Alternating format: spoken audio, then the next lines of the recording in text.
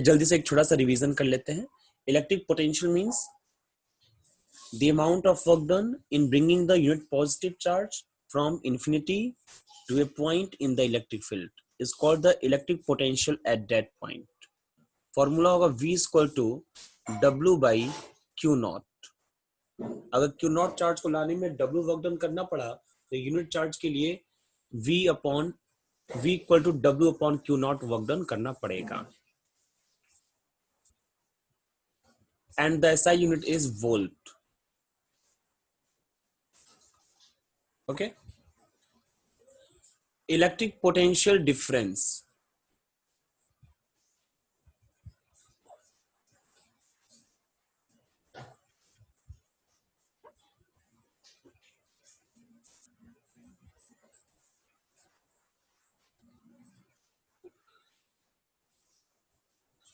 Electric potential difference क्या होगा?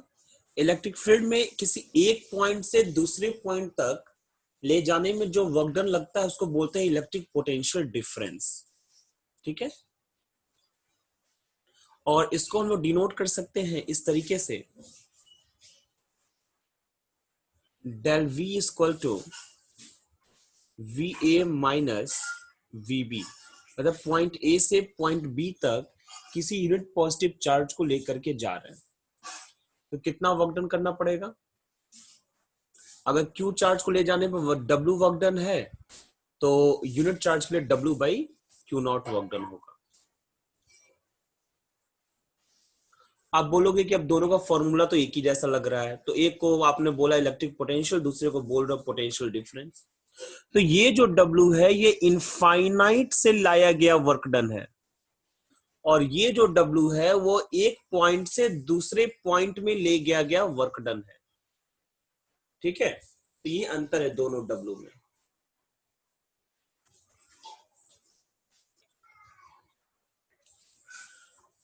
Now come to the main topic, electric potential due to the point charge.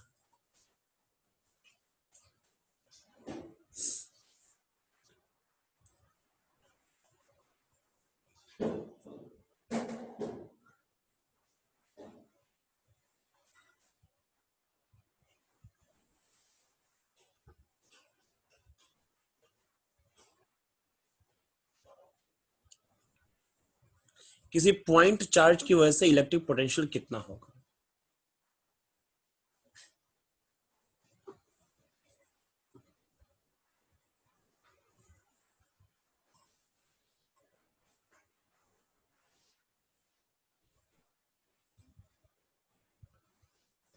चलिए एक point charge ले लेते हैं.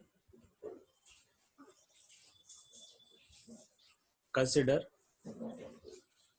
Q is a point charge and we want to calculate the electric potential at any point A.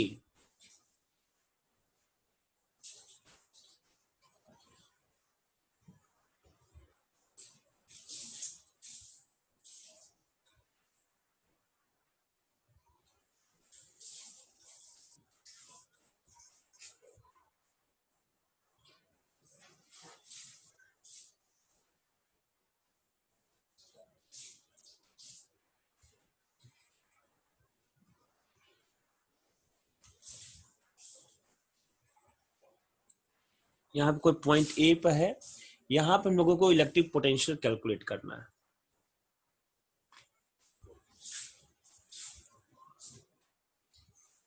ठीक है, इसकी जो distance है वो हम मान लेते हैं R डिस्टेंस पर.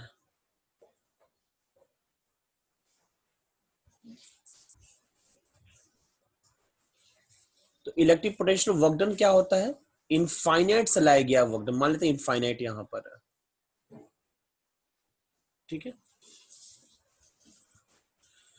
तो मान लीजिए कि Q नॉट चार्ज है, पॉजिटिव Q नॉट चार्ज, इसको इनफाइनाइट से पॉइंट A तक लाने में जितना भी वर्क डन करना पड़ेगा, suppose that W work done करना पड़ा, तब हम लोग लिख सकेंगे W by Q not equal to potential at A.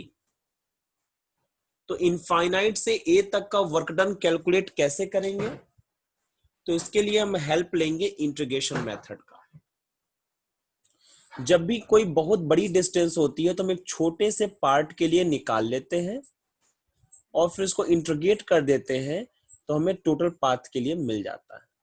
जैसे कि मान लेते हैं ये m है और ये n है, 2 पॉइंट्स है जो कि एक दूसरे से वेरी स्मॉल डिस्टेंस dx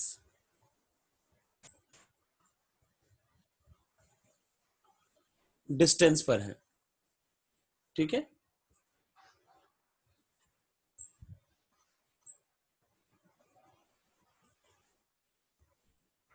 और q से लेकर के m तक की जो डिस्टेंस वो x है। अगर हम लोग एक small distance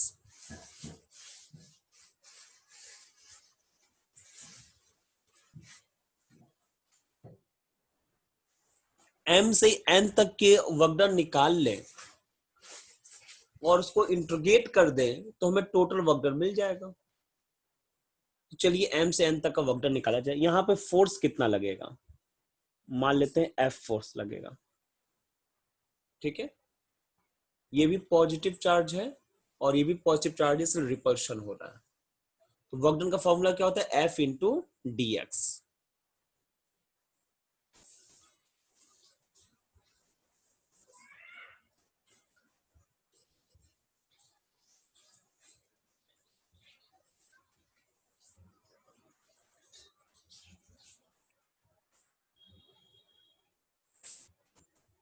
Now,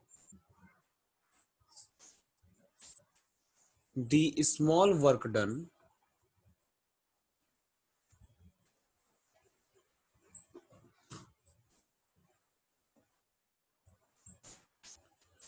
in bringing the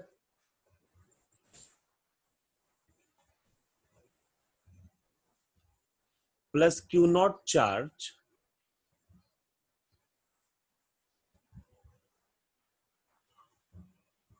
from M to N is कितना हो जाएगा work done, F into dx। दूसरा, ये जो वर्क डन है हम M से N तक लेकर के आ रहे हैं, यानी कि डिस्प्लेसमेंट इस डायरेक्शन में है, अपोजिट टू द फोर्स। अगर displacement opposite to the force होता है तो ये वर्क डन निगेटिव होगा, तो यहां माइनस साइन लगा देते हैं।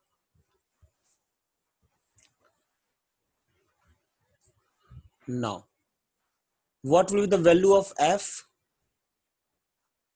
equal to 1 upon 4 pi epsilon naught q naught upon x square, क्योंकि m तक की डिस्टेंस x है ना, ऊपर पुट कर दीजिए। This implies that dw equal to minus 1 upon 4 pi epsilon not q नॉट अपॉन x स्क्वायर dx। ये वर्क डन हो जाएगा, इसको इक्वेशन नंबर 1 मान लेते हैं। देयरफॉर टोटल वर्क डन, इसको इंटीग्रेट कर देंगे, टोटल वर्क डन मिल जाएगा from infinity to A, infinity से ए तक का टोटल वर्क डन कैसे निकलेगा, इंटीग्रेट करने पर W इक्वल टू, देखिए जो जो कांस्टेंट है उसको मैं बाहर रख रहा हूं, Q not upon 4 pi epsilon not, ये सब तो कांस्टेंट है तो इनको मैंने बाहर कर दिया। इंटीग्रेशन किसका होगा, इंटीग्रेशन होगा 1 बाई एक्स स्क्वायर का।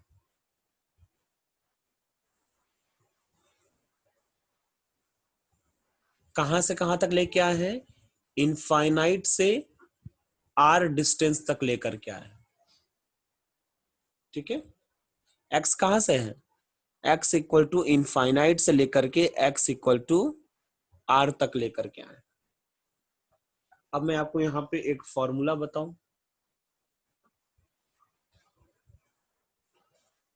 ग्रीन बोर्ड पे ध्यान दीजिए। फॉर्मूला होता है integration of x to the power n of dx equal to x power n plus one upon n plus one.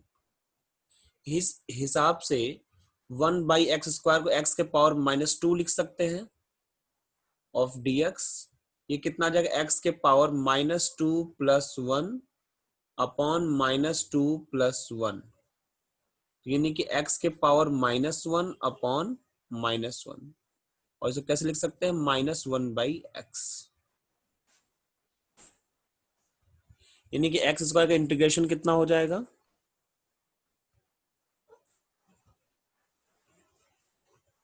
-q(q0) 4πε0 -1/x infinite से लेकर के r तक। ये वाला माइनस से माइनस कैंसिल आउट हो जाएगा, प्लस हो जाएगा, मतलब मल्टीप्लाई हो जाएगा। q(q0) 4πε0, और पहले अपर लिमिट पुट करेंगे तो 1/r आएगा, फिर माइनस, फिर लोअर लिमिट पुट करेंगे तो 1/इनफाइनाइट आएगा। 1/इनफाइनाइट की वैल्यू 0 हो जाएगी।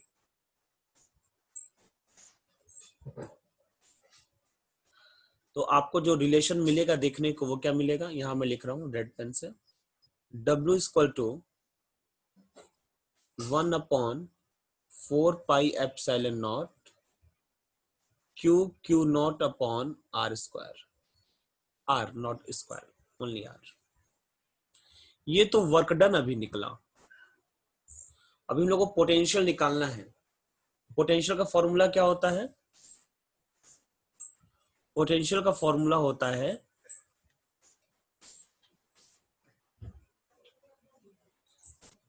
मुझे इसका कोई काम नहीं, मैं इसको डिलीट कर रहा हूं। पोटेंशियल का फॉर्मूला क्या होगा, potential formula V equal to W/Q0। तो W की वैल्यू पुट कर दीजिए और Q0 से Q0 कैंसिल आउट हो जाएगा, बचेगा क्या, 1/4πε0 Q/r। ये चीज आपके सामने बचेगा, ठीक है। तो ये फॉर्मूला आपके लिए हो जाएगा, इस फॉर्मूले को नोट कर लीजिए आप। This is the electric potential due to a point charge on a point which is r distance from the charge.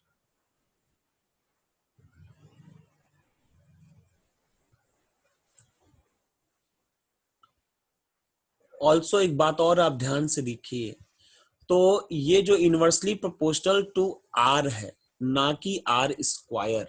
Electric field कैसे था, इलेक्ट्रिक फील्ड जो था वो r² के प्रोपोर्शनल था, इनवर्सली प्रोपोर्शनल था। मैंने आपको इससे पहले भी समझा रखा है कि इलेक्ट्रिक फील्ड और इलेक्ट्रिक पोटेंशियल दोनों ही कैरेक्टरिस्टिक होती है इलेक्ट्रिक फील्ड की, द इलेक्ट्रिक फील्ड इंटेंसिटी और इलेक्ट्रिक पोटेंशियल, ठीक है। लेकिन electric field intensity vector quantity होती है और ये स्केलर होती है। वो r² के इनवर्सली प्रोपोर्शनल होता है और ये r के इनवर्सली प्रोपोर्शनल है। अगर दोनों के बीच में आप ग्राफ ड्रॉ करेंगे तो ऐसा दिखाई देगा।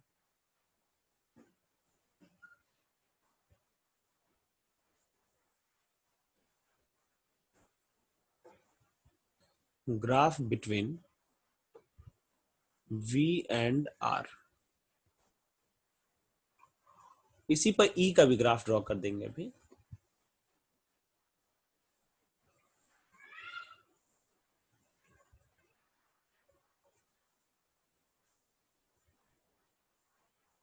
यहां पर V मान लिया और यहां पर R, ये ओरिजिन। अगर इनवर्सली प्रोपोर्शनल है तब तो सिंपल ग्राफ होगा, कोई दिक्कत ही नहीं है, ऐसे आएगा।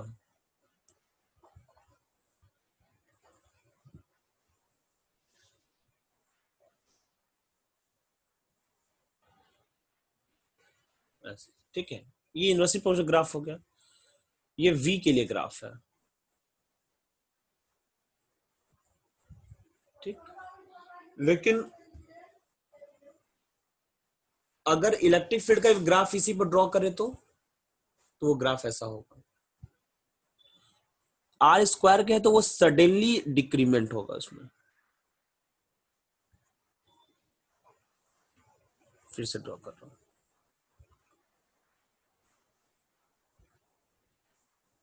मतलब इसकी अपेक्षा ज्यादा तेजी से डिक्रीमेंट होगा।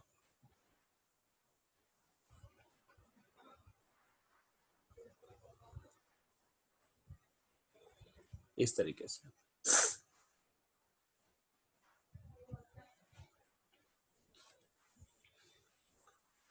इसको नोट कर लीजिए।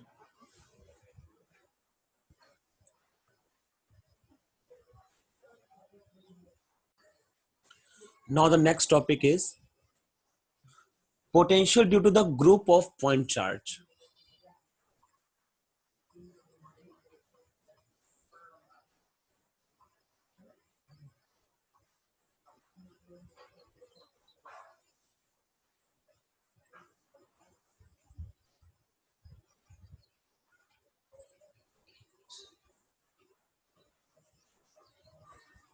अगर ढेर सारे पॉइंट चार्जेस अगर प्रेजेंट हो आसपास तो इलेक्ट्रिक पोटेंशियल किसी पॉइंट पर कितना होगा। एग्जांपल के लिए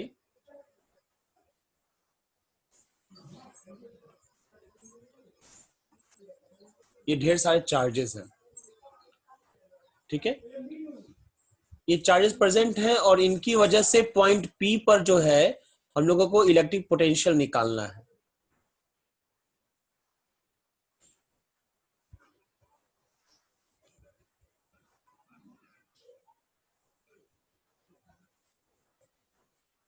ठीक है, मैं इसको Q1 मान लेता हूं, Q2, Q3, Q4 और ऐसे ही करते करते Qn, और ये पॉइंट P है जिसपे पोटेंशियल निकालना है, टोटल पोटेंशियल। पोटेंशियल कैसी क्वांटिटी है, स्केलर, तो स्केलर क्वांटिटी है तो जो पोटेंशियल एट P होगा वो Q1 मान लीजिए V1 पोटेंशियल क्रिएट कर रहा है, Q2 V2 क्रिएट कर रहा है, Q3 V3, Q4 V4 और Qn जो है वो Vn पोटेंशियल क्रिएट कर रहा है। तो पोटेंशियल एट P जो होगा वो सबके एल्जेब्रिकल सम के इक्वल होगा।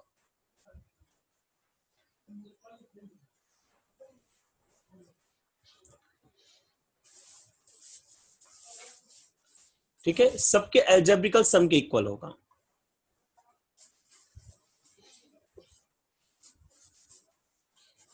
Potential at A at any point P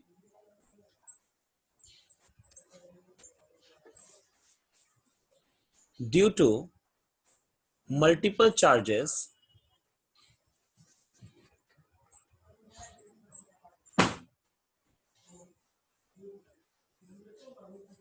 present around it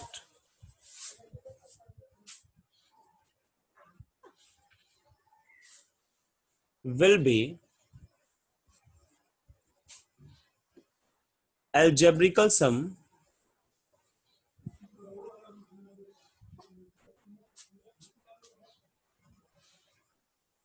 of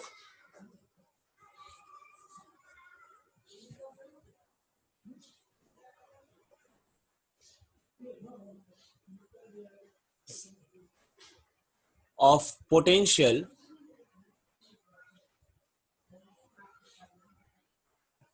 developed by each।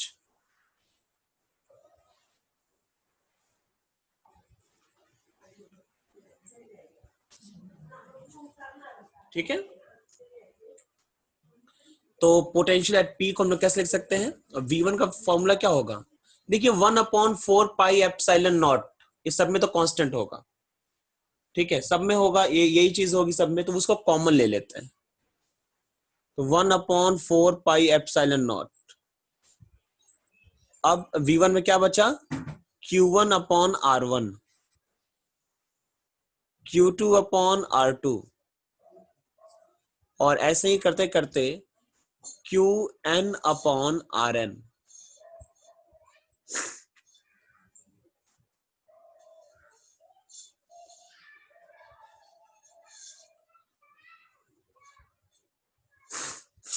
इसको नोट कर लीजिए, ये इंपॉर्टेंट है।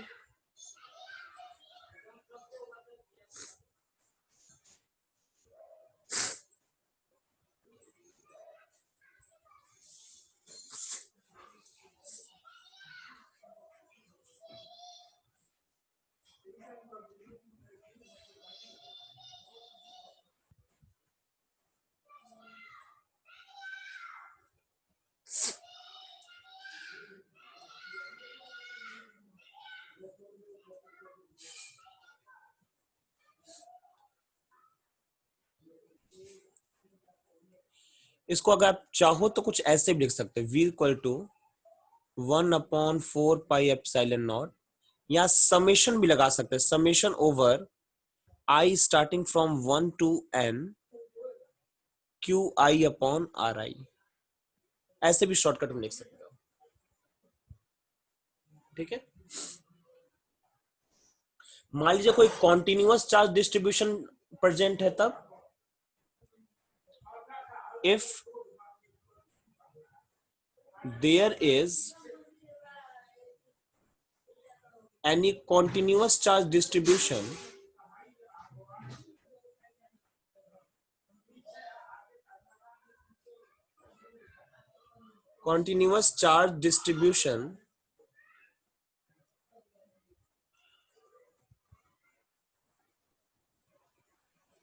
is present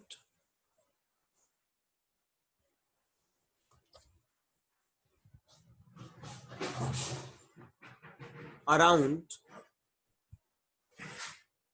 any point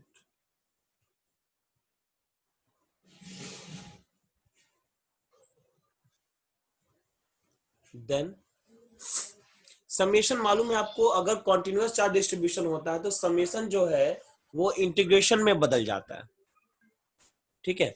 तो v इक्वल टू हो जाएगा, अगर लीनियर चार्ज डिस्ट्रीब्यूशन प्रेजेंट है तो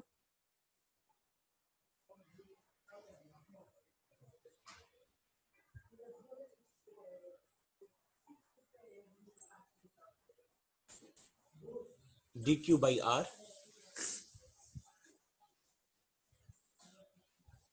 यही हो जाएगा कॉन्टिन्यूअस चार्ज डिस्ट्रीब्यूशन के लिए।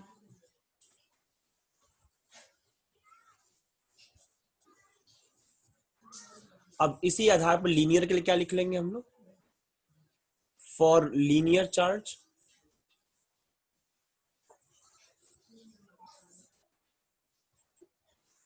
v equal to 1/4 pi epsilon not. Linear charge के लिए क्या होता है, लैम्डा डीएल ना, dq की वजह लैम्डा इंटू डीएल हो जाएगी, जहां लैम्डा जो है लीनियर चार्ज डेंसिटी है, ये आ जाएगा। For surface charge distribution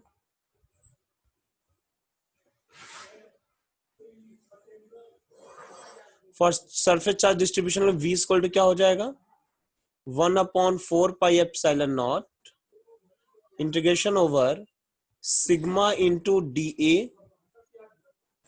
upon R हो जाएगा,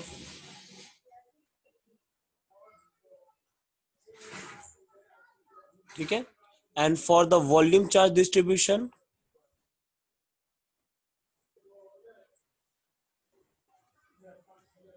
v equal to 1/4 pi epsilon not integration over rho DV, जहां रो जो है वो वॉल्यूम चार्ज डिस्ट्रीब्यूशन है, ठीक है। तो ये कुछ फॉर्मूलाज हैं जो आपके सामने हैं, आप सारे फॉर्मूलाज को नोट कर लो।